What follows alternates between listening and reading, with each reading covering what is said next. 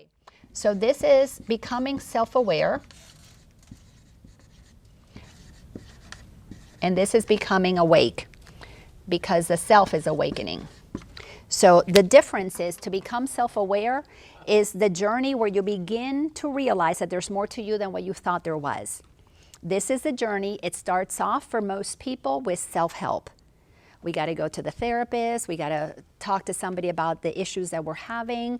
We want to think and grow rich. We want to get a better body. We begin the process of improving, which begins the process of letting us know that there could be more to us than what we had. That's a wonderful part of the journey. It's the first rung. It's just the first rung. And there's millions more. So when we begin that process of wanting to get better, our ego is the one that wants to get better, because remember, what is already whole and complete doesn't need to get better. But our ego's idea is that there's more. Yes, yes. You know, it's a different heel. You know, I already have 47 heels, but not that one. Shoe lovers, I'm sure you understand. So, so what begins to happen is that there is a movement towards improving. In the movement towards improving, there's a movement to say that what I am is not okay. But the danger of the self-awareness journey is that I am trying to improve myself.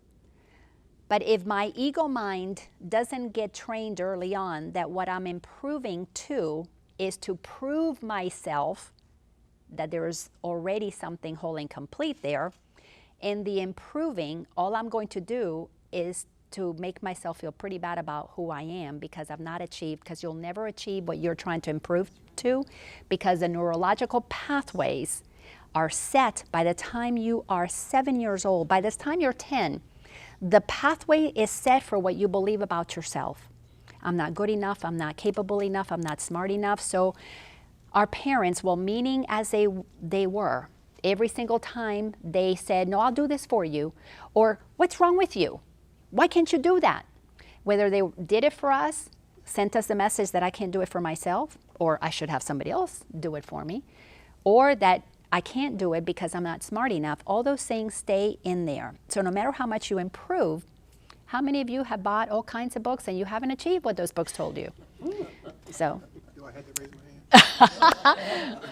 hand? Listen, hey, you're all energy, so I can read you. I know we're all one here. Okay.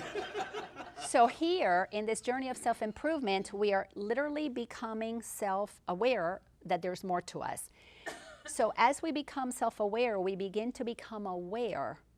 This is the really cool thing. We begin to become aware that we deserve to be happy, that there is a call for love. There is a desire to feel peace. First, we start chasing things, and then we get those things, and we go, okay, well, it's not making me happy. So then we become aware that there's something else that we desire, and that something else that we desire, when we move far enough on this journey, we begin to realize that the thing that we're looking for is here. That's what awakening is. Because what begins to awaken is the self that is already whole and complete, that we begin to develop a relationship with. Many lifetimes, many lifetimes. And you know, this society, America, rung one, self-help movement, capital of the world. Those who are moving beyond that are the ones who are moving down the path of doing the thing that you have to do to cross that bridge. To cross that bridge, you must do the work of healing your wounded child. The wounded child is the one that before 7 years old got wounded, and the wound, so for those of you who have had physical wounding as children, what I'm about to say is not to minimize what you experience, so please make sure that your ego doesn't get reactive, because you're going to miss what I want to share with you. I know this is really hard to hear. The wounding that we have to heal is the emotional wounding, because all emotional wounds are self-inflicted. By that I mean that when we perceived, when we experienced whatever was done to us whether it was emotionally, parents talked to us and abused us verbally or physically. No matter what happened, we had to make a decision that what they did altered what God created. Does that make sense? Yeah. So we have to heal the wound. We have to go back to those places where we have to recognize, and the course through the lessons, it takes us through those places. We have to go back to the place where we realize that just because mom or dad or grandpa or aunt or uncle or somebody did that to us, they did it to the physical being that we are, which does not exist, right? Again, don't let that, it's not a denial of what you experienced. It's the recognition of the truth of who you are, which is why so many people that become spiritual do not wake up. Because we want to get spiritualized to feel good, and we do the healing work, and then I'm a good person and I've healed myself and nobody else can hurt me. That keeps a protective layer around you because it acknowledges that you could be hurt, and now nobody else can hurt you because you got healed.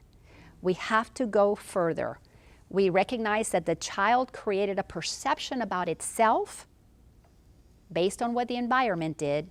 Then we got to cross the bridge, and we have to recognize the inner child,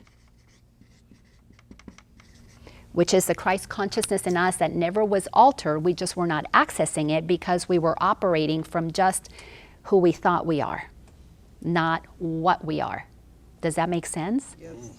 So there's an energy that has never been affected inside of us. There's an energy that is pure, whole, perfect, and complete, like hiding inside of us, and we have been spinning a story around it. And the story that because somebody did something to me makes me less than what I am as God created me is the undoing that we have to do. So we have to undo the stories. The human thought system is everything that I think about who I am that blocks me from knowing what I am as God created me. Tell me, does that make you feel hopeful or does that make you pissed off? So is that the they know not what they do? Is that where that comes from? Yeah. Is anybody uncomfortable hearing that? I want to make sure. Like a lot of work. So it is and it isn't. Okay. It is and it isn't. Back to a paradox. Right. If you decide right now, I am whole and complete as God created me, you're done. Right.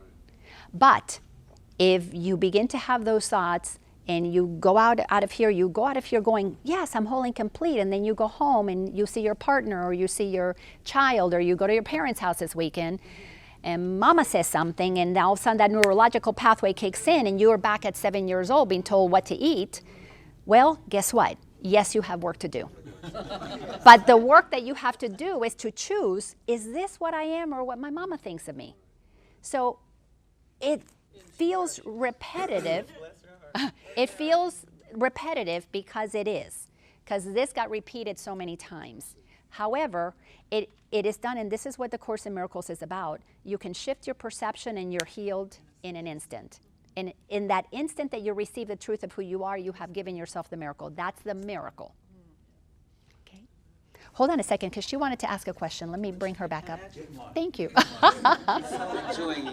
So enjoying you. I just have a question for you personally. Have you ever heard of or read the book Busting Loose from the Money Game? Yes. Because this is such, when I read that book, I read Course in Miracles back in the 80s.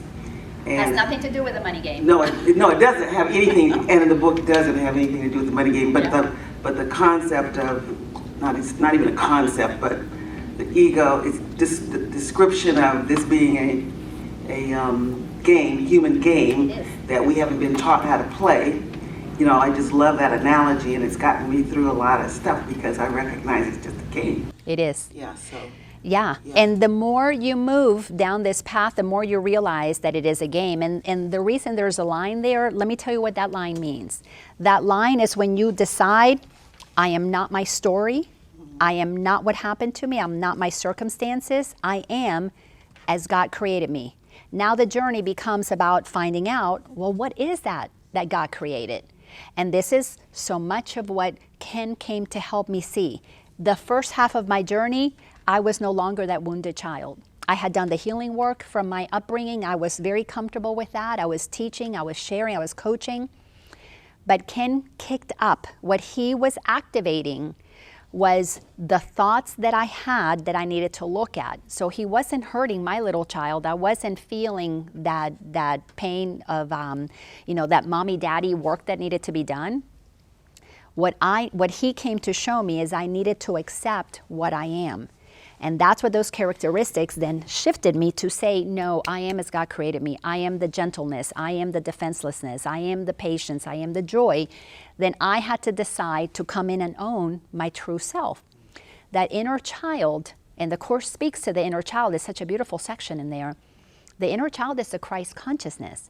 That's why Jesus said, you must, in so many traditions, you must become like a little child to inherit the kingdom. Why? Because little children, before we're indoctrinated, we're operating from our intuition. We're operating from that sense of imagination, and they're joyful. Little kids are joyful until they're trained out of it. So to become a little child is you're coming back to the truth of who you are. So you begin to embody, and then the commitment is, let me be what I am. And then you have your thoughts, you have your fears, they kick up, but you're not doing inner child work. You know you're not wounded anymore. Now you're just looking at your thoughts and you're saying, oh, no, this thought is not true. And the work is really easy. The thoughts are like little fish swimming by. You say, no, that's not my truth. Oh, there's another thought, that's ugly. Oh, not going to believe that thought. Look at him, not going to believe that thought. I'm not good enough, not believing that thought. Why? What am I? I am as God created me. So you come back into your truth, because there's nothing to undo. There's everything to own.